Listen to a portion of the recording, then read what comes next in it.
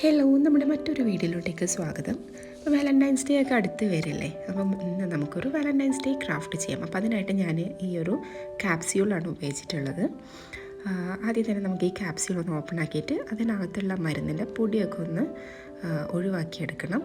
നമുക്കിതിൻ്റെ ആ ഒരു ഷെല്ല് മാത്രമേ ആവശ്യമുള്ളൂ. ഇനി കുറച്ച് പേപ്പർ പീസസ് ഇതുപോലെ നീളത്തിൽ കട്ട് ചെയ്തിട്ട് അതിനകത്ത് കുറച്ച് ലവ് കോട്ട്സ് ഒക്കെ എഴുതി വെച്ചിട്ടുണ്ട്.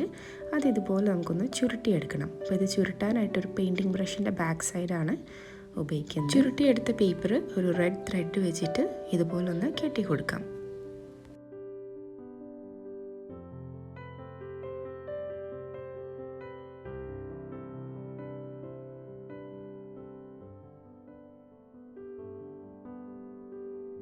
കോട്ട്സ് എഴുതി വെച്ചിട്ടുള്ള എല്ലാ പേപ്പേഴ്സും തന്നെ ഇതുപോലെ ചുരുട്ടി ത്രെഡ് കൊണ്ട് കെട്ടിയെടുത്തിട്ടുണ്ട്. ഇനി ഇത് നമ്മൾ എംപ്റ്റി ചെയ്ത് വെച്ചിട്ടുള്ള ക്യാപ്സ്യൂൾ ഷെല്ലുണ്ടല്ലോ, അതിനകത്തോട്ട് ഇങ്ങനെ വെച്ച് കൊടുക്കുക. എന്നിട്ട് അത് ക്യാപ്പ് ഇട്ട് കൊടുക്കണം. ഇങ്ങനെ ഓരോ കോട്ട്സും ഓരോ ക്യാപ്സ്യൂളിനകത്ത് വെച്ച് കൊടുക്കാം.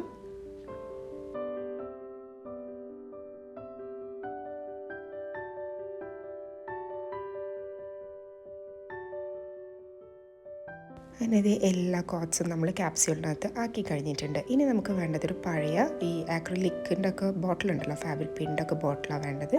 നല്ല ക്ലീൻ ചെയ്തെടുത്തിട്ടുള്ള ബോട്ടിലാണ്. ഇതിൻ്റെ ക്യാപ്പിൽ റെഡ് ആക്രിലിക് കളർ വെച്ചിട്ടൊന്ന് കളർ ചെയ്തെടുക്കുന്നുണ്ട്.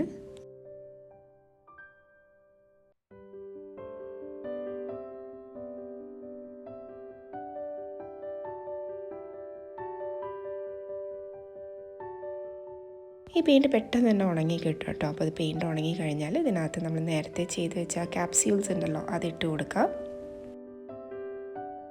ഇനി ബോട്ടിലിൽ ക്യാപ്പ് ഇട്ട് കൊടുക്കുക. അതിന് ശേഷം ഒരു ത്രെഡ് വെച്ചിട്ട് ഒരു കോൺട്രാസ്റ്റ് കളറിലുള്ള ഒരു ത്രെഡ് എടുത്തിട്ട് ഈ ക്യാപ്പിന് താഴെയായിട്ട് ഇതുപോലെ നല്ലപോലെ ഒന്ന് ചുറ്റി കെട്ടി കൊടുക്കുക.